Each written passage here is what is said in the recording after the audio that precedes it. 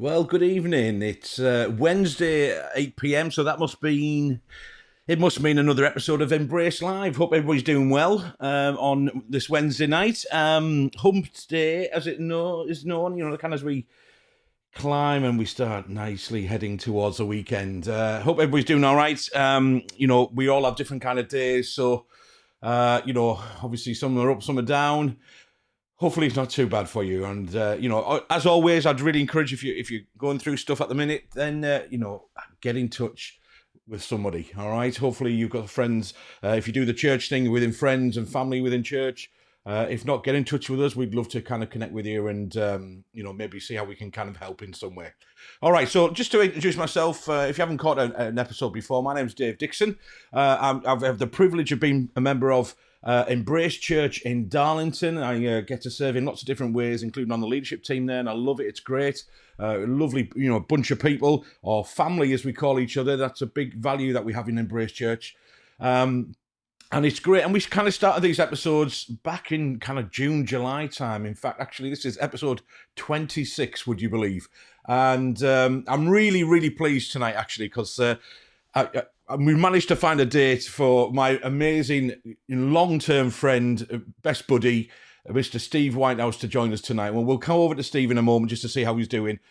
He's not actually too well, I have to say. He's actually isolating at the moment, but he's still agreed to come online, and hopefully we can kind of get him for a full hour. I'm just keep looking at my other monitor on here just to make sure that he's still on screen and hasn't keeled over yet. Yeah, he's pretending to keel over at this moment in time. So hopefully we can make it. We'll see how he gets on. So welcome. I like to say it's great. We started these Embrace Live sessions, last summer, and we try and keep to every Wednesday, apart from school holidays, to be honest. And this is what happens when you're a teacher like I am. We really work in term times, or so they say. We try and cover lots of different things. It's not just about Embrace Church. It's about the church with a capital C. And it's great that we've been running a series for a number of weeks now, where we've been able to connect, and that's still the plan, to keep on connecting with other people across the region, across the country, wherever, abroad if we can. And I've got some things, some ideas about, who's going to, come on and things like that. We've got quite a few people lined up, which is great and exciting. So I really want to encourage you to, set your reminders, 8 o'clock on a Wednesday. If you can, join us live, or you can catch up via our Facebook page or our YouTube channel. And, if you want to, then feel free to obviously head back into some of the other episodes that we've got posted up there for you. And, you can join us then. And as always, we'd love to hear you, love for you to get in touch. But the beauty of a live session is that we get to, say hello to people and, obviously interact with them online, live as it suggests. So quick hello to Mike. Thanks for joining us all the way from Middlesbrough, not too far away. Thank you. As always, we've got Sue and Bill from Darlington, which is brilliant. And then mighty Philip Cartmel as well joining us as well. So I know we're all good friends, which is brilliant, and really looking forward to kind of chatting with Steve tonight, really. And like we've been doing for a number of weeks, really, we've had this kind of leaders kind of series, really, and hearing from people who are involved in lots of different areas of the church and the community and so on. But last summer I did a kind of mini series on chatting with worship leader buddies from around the kind of region and so on. And I'm really pleased that we're going to take a break from the leader series, but actually concentrate on a different kind of leading, which is leading worship. If you don't do the church thing, it's worth saying that the Bible says that worship is a lifestyle. It's all of our lives. But, if you talk about worship within a church kind of context, most people will kind of consider that to be, or have an understanding that it's the singing side of things, the musical side. It's much more than that, but obviously that plays a huge part often when people gather together to praise and worship Jesus, okay? And, things like, songs, a range of musical style, just like there's a range of flavours of churches, as I like to say. So, it's going to be great to kind of hear you from Steve tonight. In fact, actually, why don't we just pop over to Steve now, just to put him on camera, just to say a quick hello, and then we'll kind of get into things in a moment. So, Steve, how are you? Good evening. I'm all right. You're okay? Not bad. Not too bad. Well, a few aches and pains, but I think I'm over the worst of the COVID. Yeah. Just gonna get a negative test now, and I'll be free again. Free. free of, absolutely. Well, we do honestly appreciate you kind of, even when you're not well, but joining us tonight and stuff like that. And hopefully, like I say, we pray that you'll be COVID free as soon as possible. Well, it's lovely to talk to somebody for a change. Well, we'll come back to you in a moment, Steve. That's all right. And we okay, I've just you say, having a chat through. All right. So, as always, we want to make it interactive. So please feel free to post your comments and your questions for Steve. We want to certainly hear a bit of his story. We do that every week. Every guest that we have, we want to hear a bit of their story.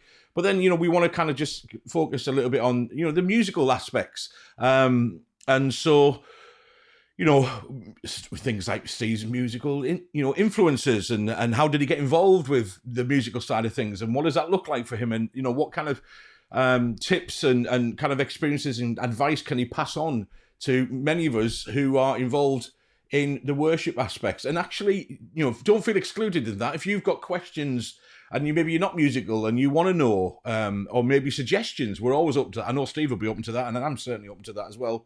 Also being involved in leading worship in church circles, that, if you're, what would be helpful from a non-musician kind of point of view. So we just want to, we want to hear what you've got to say tonight. So please feel free to kind of comment and question. So what I'm going to do is I'm just going to run the kind of little worship intro video that I've got, and then we'll head over to Steve and we'll just kind of chat through. And like you say, hopefully we can get through the episode without him keeling over. That'd be good. He's laughing. That's all right. So that's a good sign. Okay, we won't be laughing if that does actually happen. There we go. So here we go. Let's run the worship intro video and then we'll talk with Steve. Here we go. Praise the Lord, all my soul. Forget not what he's done. Forget not what he's done. Praise the Lord, evermore. He surrounds you with his love. Surrounds you with his love. Yeah. He surrounds you with his love.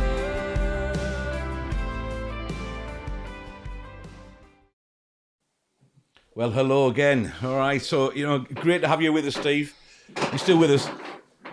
Great to be here. Yeah, still here. good stuff. Just before we get, obviously chat and just find out a bit more about you, Steve, to be honest, because I've known you for about 150 years, it feels like, and, which is, fantastic and long time. I don't have much of a memory, but you might be able to remember a lot better than I, because you can remember my very first words to you, which we'll get to, I think. In a wonderfully godly moment many years ago. It encouraged me so much. I bet it did. I have that gift of encouragement. But before we get into all of that, let me just say that in the intro video I've just played, and actually the countdown timer, the music that is playing is by a wonderful group of people from Taking Ground Churches, Taking Ground Music. So Embrace Church is part of a family of churches in the northeast, or sort of actually northern parts of England, further than northeast. And Taking Ground Music are wonderful people who kind of come from different churches and so on, who songwrite and produce music and stuff. And that was a little bit of footage of one of the worship evenings that was put on, pre-COVID and things like that. So really check out their music, because they are really fantastic people, first of all, but really talented musicians and really fantastic songwriters and so on. And Steve, I know that you've done it. You're a fantastic musician. I admire you a lot. Again, going by what I said to you first of all when we first met, and obviously you're a talented musician as well. But you've done songwriting and recording and things like that. So it'd be good to kind of tap into your experience really and those kind of areas and just kind of talk around that kind of stuff. Is that all right? Yeah, absolutely. Yeah. So, just before we kind of get into the musical side of things, which, you and I have spent many hours upon hours and days and weeks chatting music and, much to the frustration of our good lady wives when we get together. And we always have the moment when we carve out every time we meet to talk about guitar gear and stuff like that, and compare lists of wish lists and things and what we can't afford and all of those kind of things. But before we get into all of that, tell us, who are you? If people who haven't met you before, first of all, they're missing out big time. But who are you, and what's your kind of context? Okay. Okay. Well, I'm Steve. I come from Teesside. I was born and raised in Stockton. Good man.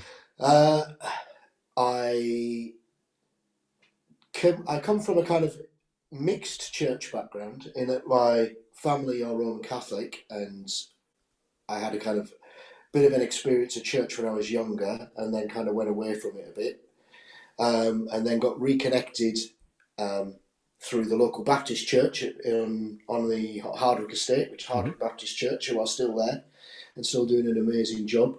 Yeah.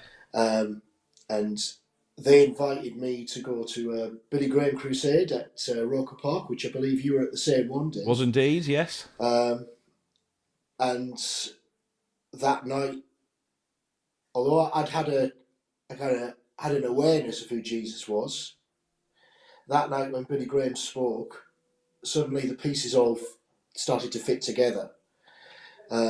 Yeah. And I realised I could have a relationship with somebody who wasn't just a figure on a cross on the wall, but actually a real person who was alive today. Yeah, amazing. And that was probably, my first step really in kind of getting to know God. Yeah. And that's where my kind of worship leading journey began really as well. Right. Cool. So, I mean, what do you do for a day job in the real world rather than appearing on live streams? Well, I'm in a similar business to you, Dave. I work in a school. I'm a teaching assistant at a local primary school. Can people tell already why we get on so well, Yes. So we often talk shop. Yeah. And that's I've been doing that for, nearly 10 years now. Yeah. And it's a fantastic job. I've worked with children from nursery up to year 6. And it's just amazing. You never know what you're going to get from one day to the next. Absolutely. Kids are brilliant. Yeah. I love working with them. It can be challenging at times, but it's also incredibly rewarding. And also, because I work in a Church of England school, I can talk openly about my faith, which is not always something you can do in schools. Yeah, it's true. But I have that privilege of being able to do that, and the music side of what I do comes into school as well. So that's been a real blessing. Yeah. Fantastic. I'm going to put this on screen from Alan already, who's maybe you can see that comment, Steve. That honestly, that Billy Graham crusade at Roker Park. There's been, it features in my story, it features in your story, it features in Terry Young's story. He shared it, and Pete Conroy as well, who've all featured on. So obviously it was an amazing time, amazing. I don't think I'd be exaggerating by saying it was a seismic moment in the northeast. Yeah. That was the stone thrown into the pond. Yeah. And the ripples have continued to go out over all these years. Yeah. And, tens of thousands of people have been touched, by Billy's faithfulness to come and do that. Yeah, amazing. Obviously, we've got a number of people who were kind of commenting saying, great to see you. In fact, actually, a good friend of ours, Philip Cartmel, goes a bit further than that. He actually just calls you Steve the superhero. So big fan. Steve Rogers. Absolutely, I can see that. Yeah, absolutely. And so feel free, everyone, just to keep the comments and come in, and it's always good and things. So. So you talked obviously about Hardwick Baptist Church, and that was part of your kind of story, and you kind of gave your life to Jesus, as we said, dedicated your life to Jesus because you realised it wasn't just a figure on the wall on a cross; it was a living, breathing person we could have a relationship with, and that's where your kind of musical journey began as well. Before we get into the music stuff, sorry, go on, Steve. Sorry. I was just going to say it's a bit of an interesting story because I'd never really considered music before. I got to the age of 14. I'd been through school. My music teacher had said to me one day, "I don't think there'd be any point in you playing an instrument, Steve. You're tone deaf." So I never pursued it. I wasn't anything that I was particularly. Yeah. I liked music. I liked listening to music. I was very interested in listening to music, and. Yeah. I've collected records and things like that all my life. Love listening to music, but never considered be someone who would sing or play. And it was only when I got to Hardwick Baptist Church and one of the youth leaders there he came up to me one day and he said, "Steve, do you sing? Can you sing?" And I said, "I don't know." He went, "Ah." So he sat me down at the piano and he played some notes. And he said, "Well, sing those notes." So I sang the notes he played. And he said, "Well, you can hold a tune." So he said, "If you can do that, you can play the guitar." So he gave me his guitar and he said, "There's 3 chords. Go away and learn them. Come back when you know 'em." Well, you know. So, and that's how I got started. Fantastic. I mean, if you had another chord in there for the 4 chords and gave you a capo, then, you know, you can play every Christian song just about there is. So, you know, what more do you need? I've been hawking those 3 chords around for the next 30 years. So. Love it. So that was your kind of time at, you know, Hardwood Baptist Church. And what I'm leading to is the time when actually, you know, we got to know each other and things. So it's... you know, I mean, obviously that teacher, as such is the importance of our role, was very discerning and said, you'll never be a musician and you'll never, you know, those kind of things. No point you learn an instrument, which was clearly wrong. And I too had that gift of encouragement. Would you like to tell everybody, because I don't remember this and I can't argue, but I trust you and I know you so well, but I believe it would be the kind of thing that I say, actually, particularly when I was younger. Yeah. Well, I'd been invited by a mutual friend to come along to Stockton Baptist Tabernacle to join the youth choir. So I joined, and I joined the tenor section because I sing quite high. Yes. And Dave was with the big lads in the back in the bass section. Absolutely. And we'd had a few rehearsals together, but the tenors and the basses tend to be split off to learn their parts, and then we would all come together to kind of for a big practice with everybody. And we were having a break and I'd nipped to the loo and this enormous red-haired bloke walks in behind me and he goes, "Oh, you sing like a girl." And that was my first introduction to Dave. "Hello, I'm Dave." "Oh, you you sing like a girl." I mean, it's true though. You know, I mean, obviously you have got a range on you. I can't deny it. Yeah. Okay. And, you know, that was just the amazing meeting of, you know, where we then became best buddies and we've been up to all sorts since then, you know, which is fantastic. And so, you know, obviously, you know, featuring in the youth choir at the Tab, you know, Stockton Baptist Tabernacle, it was known, Stockton Baptist Church it is now. You know, again, amazing church that, you know, was doing so much, you know, it features so much in my story and many other people, and it's the amount of people that have come out of that church is and just what they're doing for God is amazing. You know, again, like you say, the whole Billy Graham, you know, kind of crusade at the you know in '84 was it, and things, and you know, kind of the seismic 84 movement of God, you know, which is amazing, and so.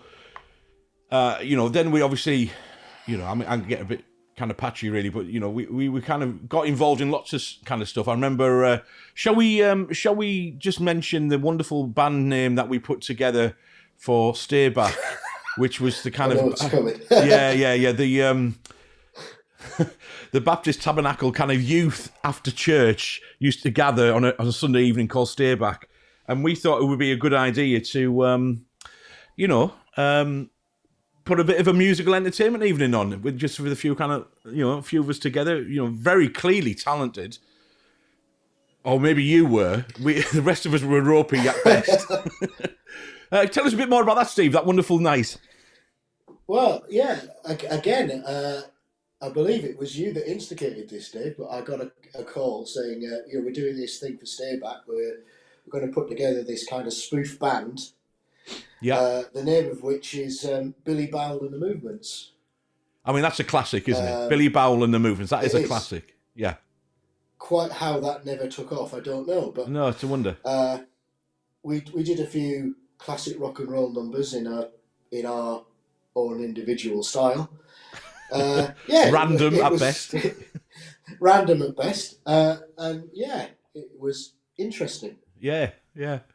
I mean, you know, it was interesting is quite an understatement, really. I mean, I actually featured on drums that evening, and yes, and you know, I entertained everybody with my best rendition of Falling Downstairs drum fills and things, because, you know, I hadn't picked them up really, so we all had a bit of fun. I believe there is video evidence somewhere. There is indeed, actually. If you search, you know, and you know, happy enough to spend some hours doing that, you can search on YouTube and you will find Billy Bell and the Movements, and that should be on there.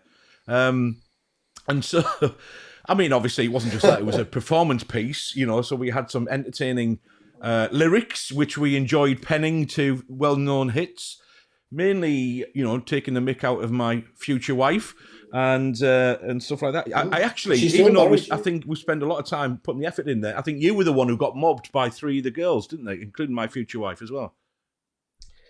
Well, it is understandable. Well, this is true. This is true, yeah. Yeah. I mean, they did well to restrain themselves, to be fair. So obviously that was a bit of, you know, a bit of fun, and it was good. I mean, it's like I say, monumental, just as much as that 1984 Roker Park Billy Graham Crusade was. Billy Bowell and the Movements at Stayback that Sunday night put us definitely on the map. But you know, let's get into the music side of things, because, you know, I'm just looking at the comments that are coming in, and you know, let's start talking about. You mentioned about being given the guitar, you can hold a note, youth choir. And what about kind of getting into leading worship? Because I'm just going to post this from Sue, who, you know, is a member of Embrace Church Darlington, and she remembers you. You know, obviously it's great to have people coming in and you know, guest slots and leading worship, and we want to get back to that when we can do that safely. But she remembers you, obviously. I'm laughing here because I can see a web link appear on the comments from Mike Connolly, and I know exactly what that's going to be. So, thanks, Mike. I knew somebody like Mike would take up that challenge and rise to it easily. How did you get into worship leading then? How did you get into that? Like you say, from being a hand of the guitar. It did start at Hardwick. So my youth leader there, who I want to honour, Brian Balla, who was the youth leader there at the time. Lovely guy, and he loaned me his guitar and said, "Go away and learn these 3 chords." Yeah. And once I'd learned them, he said, "Right." So every Sunday night we'd have after church we'd have a youth meeting, and he would play guitar. So he said, "Will you just play alongside me?" So I borrowed a guitar from my brother, who happened to have one that he didn't play. Yeah. So I borrowed that, and I just played alongside Brian week after week after week, and then one day he shoved me out in front of the church. Right. Onto the platform and said, "Right, off you go." And I just want to honour the people of Hardwick Baptist Church who put up with my dreadful playing and mistakes, and with such grace and love and care. Yeah. And allowed me to do that. But it's how I started. Yeah. And then I also, you know, I served in the Sunday school there, playing for the children. Which is, you know, if you're a young musician in a church, you know, people look at the platform and think, "Oh, that's where I've got to be." But sometimes, actually, you need to maybe look at your youth and kids' work and think, that's actually where the need is. Yeah. You know, because often there's plenty of people get on the platform at church, but nobody's doing anything for the kids. Nobody's doing anything for the young people. Yeah, yeah. And so I'd done a lot of work in children's worship over the years. Yeah. And that's, you know, again, kids are great. They don't care if you play a wrong chord. They just love you because you're there. Yeah. And, you know, you're an amazing role model for them. So, again, I had the privilege of being able to do that. And Hardwick Church was a big part of that, allowing me to do that and encouraging me and not throwing me out the door when I got it wrong. Yeah. And that's important, isn't it? Obviously, somebody, you know, saw enough in you to invest in you and to give you the shove, the encouragement, but the opportunity to have a go and lead work. And like you say, in a loving environment that will kind of, you know, allow you to make mistakes but just give it a go and learn from those experiences. Yeah. And it went on from there. Obviously, when I transferred to what is now Stockton Baptist Church, I just kind of continued in the same vein. We met up together. You were a young up-and-coming musician there at the time, and you know, obviously we were kind of kindred spirits in that sense of kind of wanting to kind of be involved in that. And obviously part of the youth work there is where the Crucible started, which obviously you were involved in for a very long time, and Yeah, I and by was that part of that band. yeah, but I mean, just to be clear, just in case people are not, aware of this history, we're not talking about the Crucible as in the place where the snooker happens. I think in Sheffield or whatever. It was, it was a youth event, which we had the title the Crucible, but it was much more than just Stockton Baptist Church youth. It was pretty unique in the area and was very well attended by other churches, wasn't it? Yeah, it grew very big, and it was great to be part of. But it was also a fantastic place to learn. Yeah, And again, we had great musicians leading that. Nick Haig was the person in charge of that when we were there. Absolutely, yeah. You went on to take over from Nick when he moved on. But Nick encouraged us, helped us to grow as musicians, gave us the space to make mistakes, and to get better. Yeah. And then obviously when he moved on, you then took it on and did a similar job. Yeah. But it was great, and as you say, hundreds of young people from across the northeast started to come to that, and then other events grew out of it. Yeah. Around the northeast. So it was an exciting time to be a musician in Teesside at that time. Because it just felt like something was bubbling up in the Holy Spirit. Absolutely. That was just a bit different and a bit fresh. Yeah, absolutely. I mean, I just want to echo what you said about honouring Nick, who was just an amazing guy and an amazing musician, phenomenal musician. And I just, to kind of in this forum to thank him for his patience and his encouragement, and Yeah. as we I know I certainly, as I was very keen with my Marshall head, my head, cap and T-shirt, and thank you for giving us the opportunity, and within the church as well, obviously Stockton Parish Church, to give us the opportunity to do that, But the Crucible was just those years were just fantastic. Really, just what an honour to kind of just to serve and to learn in that environment, and have the honour to go and help lead worship in lots of different places as well. Like you say, it was to birth things, which was great. Yeah, because we got to travel quite a lot around to different churches in the northeast, just doing what we did. Yeah, had a lot of fun doing it. Yeah, absolutely. Because it's the best thing I've ever done is to be able to lead people in worship.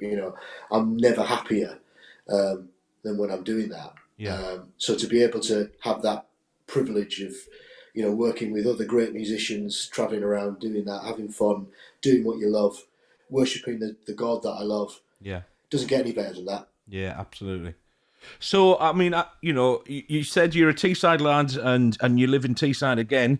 I noticed I would say again there because there was, a period in your life of insanity where you made the decision to go down and live down south for a while, okay?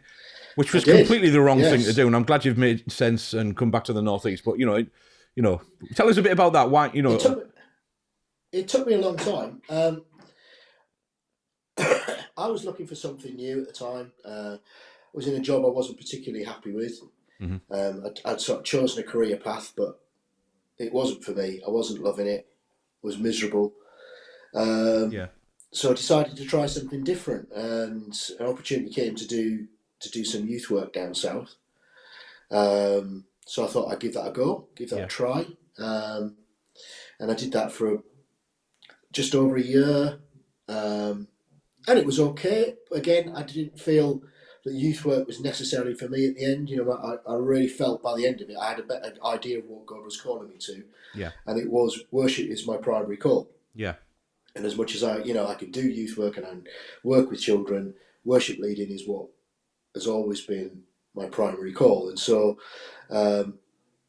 that's, at the end of that year, I was just kind of thinking, no, it's time to leave the youth work. Well, I was a bit at sea, not knowing what to do. Fiona's my wife now, but at the time we weren't married. We were engaged, about to get married that year. So we had a long, hard prayer about where we were going to live after we got married. And we'd come across this church when we were down there, and both of us really felt very strongly God was saying, you need to be part of this church for a season. Yeah. And we didn't know how long that season was going to be. I thought it was going to be maybe a couple of years. It turned out it was 20 years. But, you know, Yeah. we did some amazing things. And one of the people who we met at that church was a guy called Doug Hawley. Yeah. Who's an amazing musician, children's evangelist, songwriter. And I, in amongst doing various other jobs, because I had to juggle, so I would often have a couple of jobs on the go. I worked for Doug, and we travelled all over the UK and various places in Canada for 10 years, doing children's events, worship events, spring harvests, all sorts of things. It was an amazing privilege, and we got to see tens of thousands of children giving their lives to Jesus over those years. Fantastic. You know, and we, you know, occasionally, I know it happens to Doug all the time. He now bumps into adults whose children now come to his events. Yeah. You know, and it just ripples on and on and on. Yeah.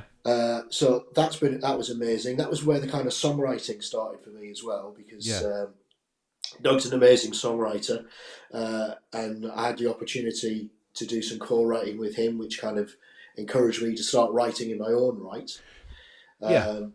So tell us a bit about that then, Steve. Nice, you know, because you know, I'm interested in that. You know, I've done little bits, but not really much. You know, and clearly, you know, Doug is an amazing songwriter. And like you said, to do some co-writing, and I know that you've got some songs that you've written as well that have been published as well, and stuff. So, tell us about, you know, how you used to go about that, or you still do, or get ideas. You know, again, really interesting. Just so we can help the local church, to encourage the local church. Not that there's a formula, because I'm sure that it differs, but generally, how did you used to go about that? And you know, I mean, it's you're right. There isn't a formula. The way I used to do with Doug, often Doug would come with part of the song. So I do. There was one particular occasion he'd written most of the songs. A song called "What Love Is This," which is a song about Jesus and about the crucifixion and his sacrifice and so on. And he came to me and he said, "Look, I've written this song," he said, "but I'm really unhappy with the first verse. It just doesn't. The title wasn't "What Love Is This" at that time. It was something else." Okay.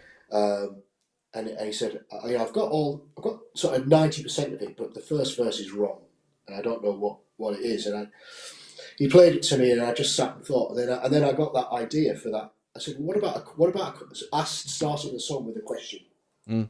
What love is this?" Yeah. You know, to kind of imagining somebody looking at Jesus on the cross and going, seeing everything that's happened and going, what is this all about? You know, that massive question.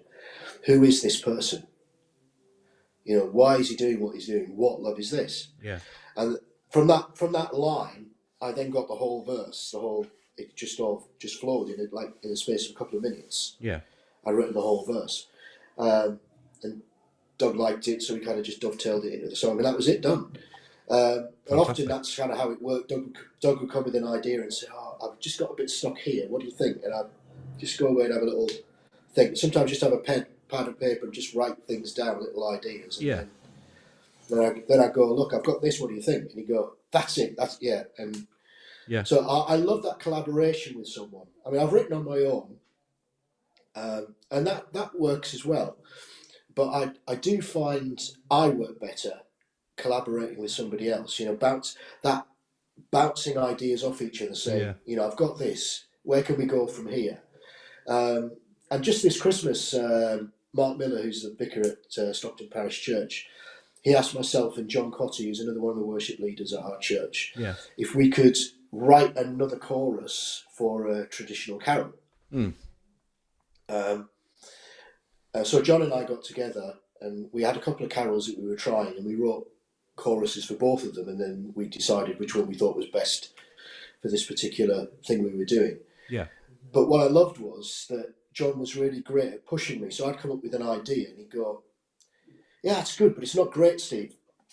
You know, have you got something else?" And he just pushed me a little harder to improve it, to just get it, you know, where we wanted it. So, and I really enjoyed that process, because you kind of get out of the habit of writing. Yeah. If you don't do it, it's like any skill. If you don't do it, you kind of get rusty. And I got, I'll be honest with you, I got a bit discouraged. Didn't feel particularly inspired, and I hadn't written for a long time. So when Mark came to me and said, "Oh, do you think you could write a chorus for this song?" I was like, "Oh, I'm not sure actually. Not sure if I could do that. Yeah. It's been such a long time." But just sitting down with John and bouncing ideas, it just all of a sudden I was like, "Oh yeah, I remember. I love this. This is fun." Yeah. You know, and we got a nice chorus out of it in the end. Yeah. Amazing. I mean, like that, I haven't done a great deal of songwriting myself, and not for many years, and I am out of habit. I play. I struggle with the words actually. So it's amazing my experiences as well. Going back many years is when you're in a team that, like you say, people will bring different parts together. And sometimes like you said, there's no formula anyway. But somebody will get the whole thing. But actually, if you look at what's been released in terms of who gets credited, even obviously the latest big hits and things, there are multiple people who are contributing to that song who are credited for that. And I think you're right. The collaborative approach is really great. So my experience is I've got this little riff, or I've got this little idea, and then somebody else brings something. But you've got to spend time, haven't you, with a person, with a team, kind of relationally and spiritually, obviously worshiping together. Then out of that flows that creativity in my experience. So yeah, definitely. There's no substitute for just spending time and just trying different things, and it doesn't matter if it doesn't work. And oh look, Mike's just found the I'm just about to put that on here. So there we go. Thank you, Mike, for posting that. I was hoping somebody would, but certainly check that out. And obviously, Steve's already mentioned that he's part of the wonderful Stockton Parish Church, and Mark Miller and John Cotty and many others. Mark's also featured actually a while ago on one of these, if you want to dig out his episode and rewatch that as a worship leader. But as a church, you stream a lot, don't you? Your kind of services and have been fantastic in doing that, and really well worth watching and engaging with. And I'd really encourage you to check out that. Obviously, the kind of God rest you merry gentlemen with the additional chorus and things like that. And I agree. As you can see here, I'm going to put it on screen for everybody to see that. Yeah, absolutely. It was a real blessing. Very talented, but it's like any skill. Like you said, you reference as a skill. Skill takes development, and you've got to put in the practice and have a go. And it's great that people around you push you as well. That's good. Yeah. Yeah.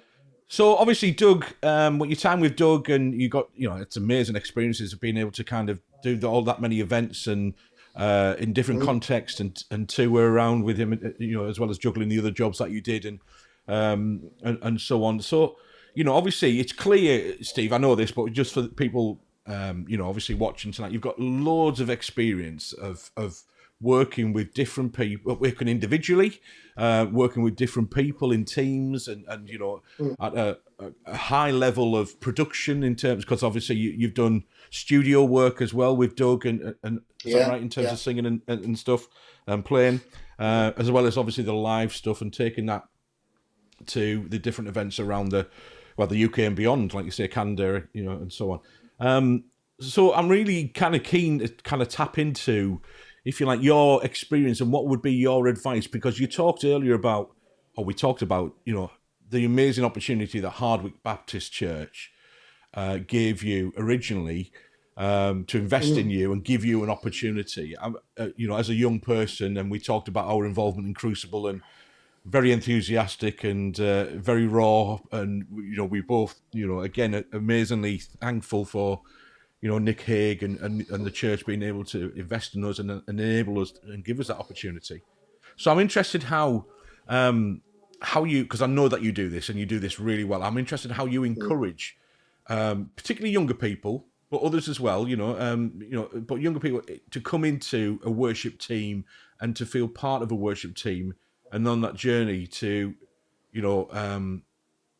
get to a point where, yes, you might be encouraging them strongly, almost pushing them, because they might not have the self-confidence to do so, but, supportively encouraging them and loving them to, you know, use their gifts that God's given them, and then, you know, how you're investing in that. You know, what's that kind of process look like, and what's your experience of that? You know. Yeah, I think it's interesting. I think it's changed over the years. Yeah. I think when you and I were starting out, I think in some ways it was easier then, because there was nothing. It felt like back then we were pioneering something new. Yeah. You know, the funkiest worship leader on the set was Graham Kendrick. Yeah.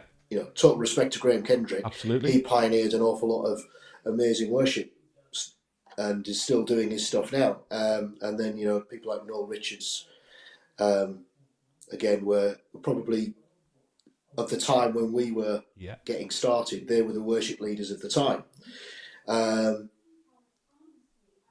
But now the scene is so much bigger in terms of, you know, worship leaders and bands, and, you know, we've got Hillsong now, and all sorts of other churches, Bethel and so on, producing absolutely stunningly amazing music, and the production values are right up here. Phenomenal stuff. And I think that's amazing, but I think it's a double-edged sword as well, because I think people look at that and say, well, how will I ever get there? And I think that's our probably, you know, as a, you know, I'm the worship team leader at Stockton Parish Church, and I think that's quite a big challenge, is how do we help people to realise, well, okay, yeah, that's great, and we aspire to that ourselves in terms of, you know, we have at Stockton Parish Church, we do have high production values, we do want to do the best we can be, but authenticity is more important, I think, than perfection. And so I would still want to be saying to any young person that wanted to be part of our team, look, we'd love you to come and have a go. Obviously, we'd expect you to know the songs, we'd expect you to practice your instrument, we expect you to be able to be at a certain level. But also, people are still, I still pick up my guitar on a Sunday, get on the stage and make clangers of mistakes. You know, we're all human, we do. Absolutely. That's okay. And I've been at a massive, in fact, I think you were there. We were at a massive worship event where Martin Smith did that, where he started a whole song in the wrong key because someone pressed the transpose button on his keyboard. Yeah. You know, I remember sitting there thinking, if he can do it, then, you know, it's okay. Absolutely, yeah. If you've got a bit of spare time, just, you know, search YouTube for those worship bloopers, and there's many of them. Yeah. Yeah. But I think that for me, I still want to be able to create safe places for young people to get involved in worship wherever I can. And, you know, as I said before, serving in your youth group or in your kids' work is a brilliant way to get trained. And I remember Noel Richards saying something to me, and I loved him for saying it because I thought it was brilliant. He said, if you're too good to play for the children in your church, then you've got no business being on the platform. And I think he's absolutely right, because, you know, those kids are just as important as anybody else in church. And it's why I, you know, devoted 10 years of my life to working with Doug, because, you know, we were doing something which I consider to be absolutely vital. You know, we were growing young worshippers. And, you know, who teaches our children how to worship? It's our kids' workers. You know, and then they come in, and if they've got no musicians to kind of show them what to do and to guide them in worship and lead them, when they come into church, they come into this total alien environment that they don't get. So I think it's really important that we're encouraging our musicians to be doing that. I'm really pleased. Actually, I was talking about John Cotty again, one of our worship leaders. He was telling me that he's doing a stint in our youth group at the moment, and he's organising worship evenings now with some of our young musicians leading each other, basically. Which I'm really excited about. You know, and he's in a position to do that because he works full time for the church, so I can't do that, but he can, and so Brilliant. I'm absolutely delighted that that's happening, and I'm absolutely super excited to see what grows out of it. Yeah, totally. Because if you think about it, again, you know, we started, you and I, leading worship for our peers at youth group. Yeah. And then we moved on and kept going and ended up then doing it all over the place. Yeah. So that's where it starts, I think. Yeah, absolutely.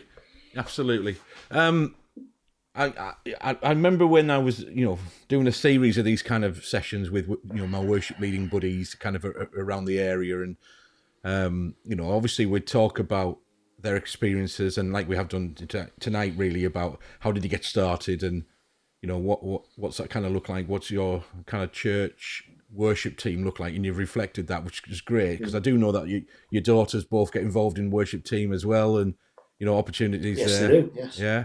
And there's many of footage, and we'll share the contact details, but there's many footage of you singing with your daughters, which is always good. Almost like the Von Trapps, which is great. So I really recommend, we'll put Steve's contact details on a little bit more, particularly later on, particularly with his, his music kind of page on Facebook and wherever. It's well worth following and checking out what he's up to. Because it's not just the, shall we say, the churchy music that you do. What's your other kind of passion that you like to do, that you get dressed up for? Yeah, well, I've loved all sorts of stuff. So I love jazz. Yeah. I discovered jazz. I came to jazz quite late. I remember I was round at a friend's, we were having dinner, and he put on this Frank Sinatra record. And I saw him getting this thing out the cover, and I thought, oh, hello, what's this? Yeah.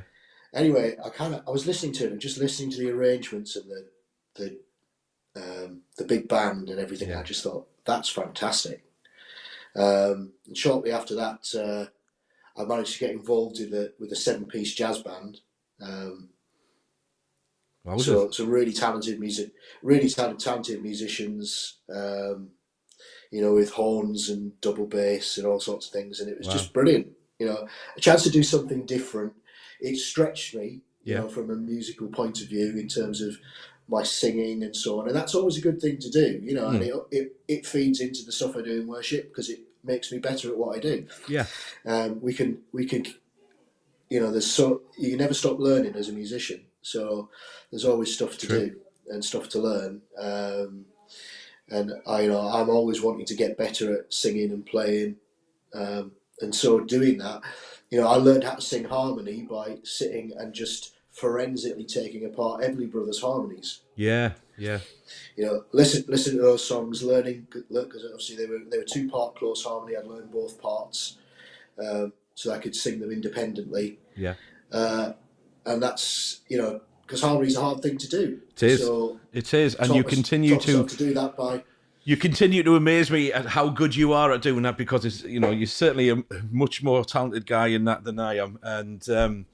It is great, the phenomenal the understanding you have of harmony, I have to say, and again, just reflects your talent, but also the hard work that you put into it and the practice that you put into it, like you say. So it's certainly evident, because we do enjoy making music, alongside each other with others. Because some folks might not know that Dave and I, as well as leading worship together on many, many occasions. We've been in bands together over the years, and currently part of a band called Silver Street that does rock and roll covers, and that's great fun to do, and we love doing that. And again, it's just a different outlet for our music, but again, it stretches us, it makes us think, it makes us better at what we do, and I think that's a good thing. And I think what illustrates quite well is our you mentioned about earlier on, obviously, as well, of being married. We're both married, and something else we have in common is that I think we've both got a bit of stick from our wives for being in the bands on the night time for our wedding dues, that kind of thing. So I think, yes. I remember your wedding distinctly. It was a beautiful event. I was wearing a skirt. Oh, sorry, kilt, because you were all doing that. That's all right. And, I remember distinctly because Ravanelli made his debut for the Borough on that day and scored a hat-trick against Liverpool, which is amazing. Yeah. But I had a better time. And I've always appreciated your sacrifice, Dave. So we've got about 10 minutes or so left, and thank you again, because we do recognise that you're not feeling too well, and I want to encourage you to pray for Steve as well, and many other people. Obviously, let's come against COVID in Jesus' name, and declare healing. And but I want to do two things. First of all, how do you prepare? Because I'm interested in this. How do you prepare to leading worship? How do you craft a worship set, a list of songs? If you're being asked to lead worship on Sunday or at an event during the week, whatever, how do you prepare for that personally? Because that's been a common question I've asked in these series as well. Yeah, I mean, usually I have a week or two's notice before I'm leading, so I just try and spend some time praying, thinking about what God's been saying to me throughout the week as I've been reading my Bible, and I also do the Lectio 365. I don't know if you've heard of that 24/7 Prayer do. It's a brilliant app you can download, and there's kind of like a 10-minute morning kind of led prayer, which I find really useful. Helps me start the day, gets my thoughts in order. And then there's a similar thing for the night time as well, which I do just before I go to bed, which kind of helps me focus at either end of the day. Fantastic, yeah. And then I have various other kind of things that I read and stuff that pops into my email box. So I often get a good sense of what God is saying throughout the week and to me. Yeah. And then that kind of tends to lead me to particular songs. And there was a time a little while ago where I was quite anxious about a number of things that were going on in my life, and I just, as I was reading, I picked up a Bible, I was reading, I just really felt God just very clearly just say, "Be still." Yeah. So I just literally just put the Bible down, closed my eyes, and just sat in silence for nearly an hour. And then there's a Worship Central song called "Be Still." Yeah. I think it's called Waves, actually. The song is called Waves. Yeah. But the chorus is "Be still and know I am." And that song just kept going around and around in my internal jukebox. And that became the kind of centerpiece of the worship for that Sunday then, and the other songs just kind of hum off it. Yeah. So often that's how it works for me, is that just during the course of that week, one particular song will just start to resonate. Yeah. And it'll be like, yeah, that's kind of, this is an important one, and then the other songs will kind of fit in with that. Yeah. Yeah. Yeah, I mean, yeah, absolutely. Yeah, it's similar kind of myself. I'd often get a song or a particular thought or theme, kind of coming through, as I prepare and so on, and that, like you say, other songs will flow from that as well. So after there's a great deal of skill and practice and experience in crafting. And I use that word deliberately, a worship set based on, what you feel that, the Holy Spirit is leading you through and stuff like that, and to sing and so on. It's not an easy role, and, it takes a lot of experience, and like you say, it's so important that we pass on our experiences, really, because we are, I think you were describing it as men of a certain vintage before we came on air, I think was the phrase that you were using. Yeah. Yeah, that's right. And also as well, often, Mark is my vicar, and he's the leader of my church. Yeah. So often once I put a set together, I will send that to him and say, "Look, this is what I'm thinking. What do you think?" Yeah. Because and more often than not, we're on the same page, because God's amazing. And, amazing. Yeah. He tends to speak to more than just one person. Absolutely does, yeah. And occasionally Mark will say, "Oh, I was feeling this and thinking maybe, this might be better," and we will kind of shape things together. And again, I like that collaborative approach where we can kind of come together and I'll come to it very open-handedly and just say, look, this is what I'm feeling, but I'm not the only one with a hotline to God. Absolutely. So Yeah. if you're feeling something different, then please do tell me. And because we want, at the end of the day, I want to do what's best for the church, point them to Jesus, and get out of the way. Yeah. We're absolutely serving the church. Absolutely serving the church family. So I want to finish with because I went back and just kind of had a look at my notes in this series, and I thought it was something that just kind of came to me in one of the first episodes that we did, and I thought, oh yes, I forgot about this. So I'm going to ask you. I'm going to finish in the same way that I finished the other ones, and I want you to name. So it's almost like desert island discs kind of stuff.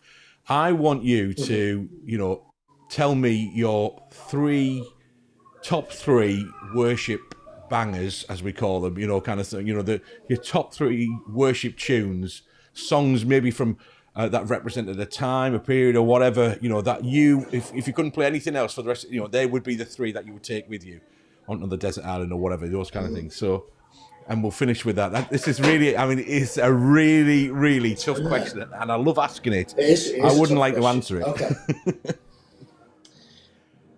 Well, one worship leader that I do absolutely think is amazing is Phil Wickham. Yeah. And just he's so inspiring. Again, I think you and I were at the same Worship Central conference, and he came on without a band, just him and an acoustic guitar in a room full of about 3,000 worship leaders. Yeah. Just stood there with an acoustic guitar and just held the room. And just took us to a place in worship that was just amazing. And he did a song there called Cannons, which I absolutely love. I think that's a stunning song, and I love singing it. And the other one that he did that night was "Is You're Beautiful." Yeah.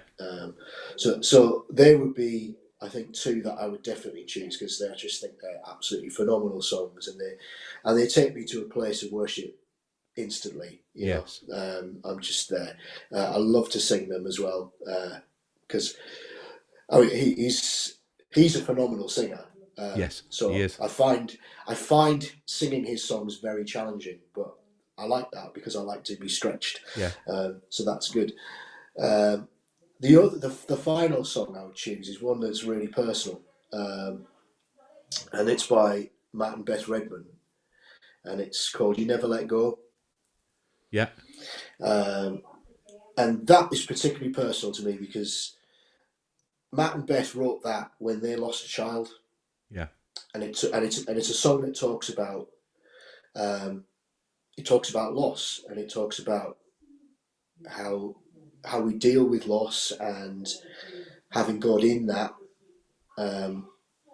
And Fiona and I also lost a child. We lost our first daughter to stillbirth. Crikey, she would have been 18 years old last September, so that was a long time ago now. Yeah.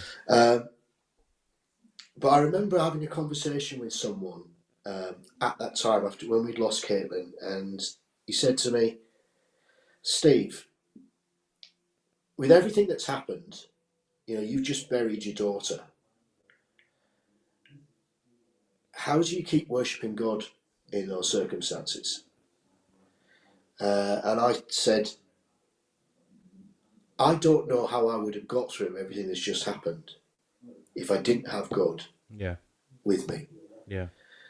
And that song, it quotes the Psalms, "Even though I walk through the valley of the shadow of death, your perfect love is casting out fear." Yeah. And I know that God was with me every step of the way. He didn't cause my daughter to die, but he wept with me and he put his arms around me and he got me through the grief of that. Yeah. Which is why that song for me is so powerful. Sure. And whenever I do that song in worship, I know that it will be resonating with people all around the congregation because everybody's dealing with their own problems and their own losses and their own grief in some way. Yeah. And we don't have an impersonal God who doesn't care, and we don't have a God who's throwing down grief and pain. He's there with his arms open saying, Absolutely. "Come on, cry on my shoulder." Yeah.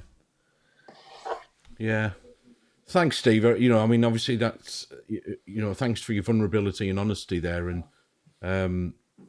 you know, it's we can have songs, and we do have songs that, you know, reflect certain periods of our, you know, journey and things like that, certain seasons and stuff like that, you know. So, you know, thank you for sharing that.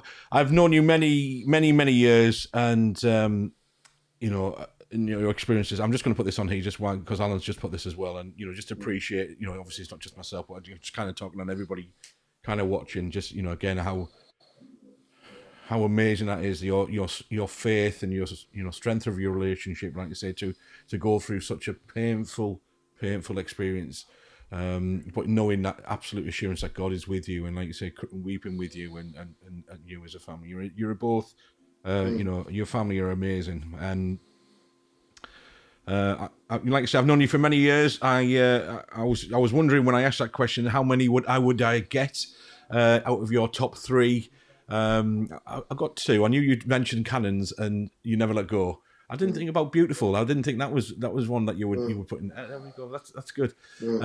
But you know, you and I, you know, funnily enough, because we've known each other so long, and well, we're both big fans of Phil Wickham.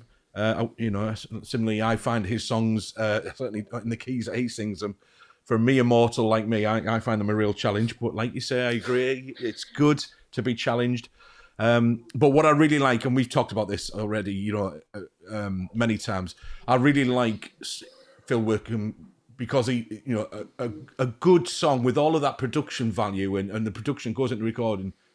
A good song can be still sang, you know, on an acoustic guitar, and I love his sing, you know, just him and his sing-along albums. If you haven't heard those, really well worth, you know, listening to on your favourite streaming service or, you know, whatever. They are amazing albums. Yeah. So, Absolutely. Listen, time has beaten us as always. You know, the time goes really, really quickly, and you know, I'm sure as we will continue to talk for many hours off air about music and enjoy life together and stuff like that. But when you're out of isolation, that is, and yes. So, you know, but obviously for tonight, no.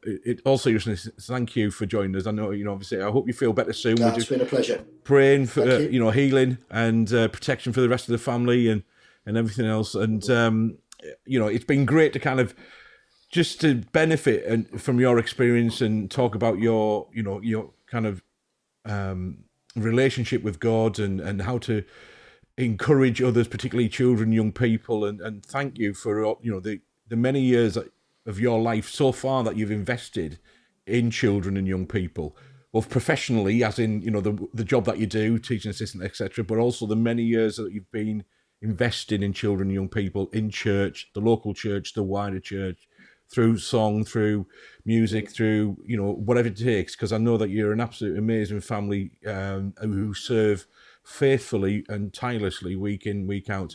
If you're not familiar, if you're tuning in and you're not familiar with Stockton Parish Church, absolutely check them out. You know, again, I'm just going to pop your contact details on here, and I've included Stockton Parish Church website on there as well. They're an amazing church. Steve's talked about amazing people that are in there as well.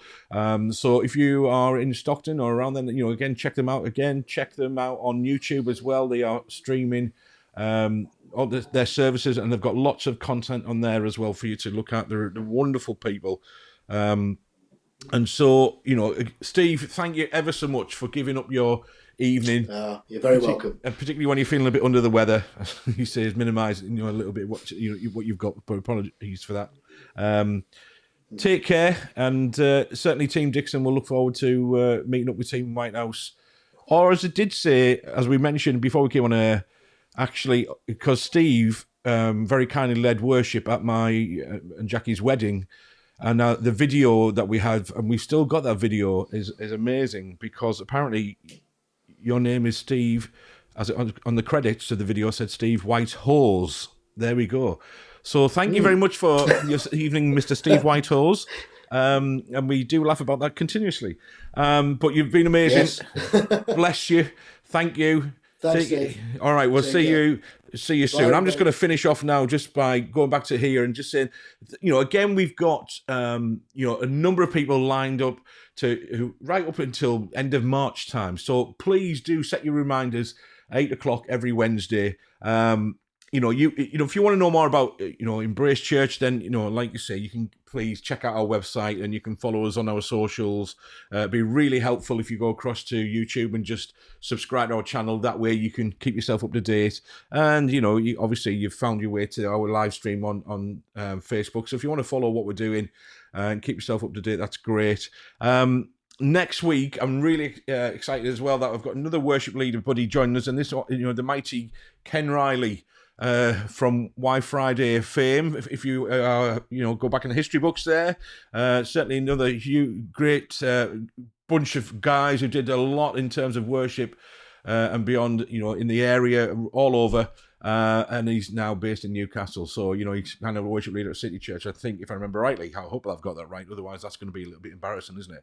But Ken's going to join us next week, so well worth tuning in. And then, obviously, like you said, we've got a full program up until the end of March, and I'm working on other people from, to kind of feature in those, beyond those dates as well. If you've got any feedback, if you have got, any thoughts, suggestions about content that we could include in Embrace Live, then please feel free to get in touch. But we are going to leave it there. Obviously, we've gone over our hour hereabouts, but that's all right. It's a little bit of leeway. Take care. Thanks again, Steve, for joining us tonight. And, I found it amazingly inspiring as always. He's such a humble guy. Always has been. And, again, he's such a talented guy. And I just thank God for him and his family. And I get to do life with him. And, he's such a close friend. Take care, everyone. We'll see you next week at 8 p.m.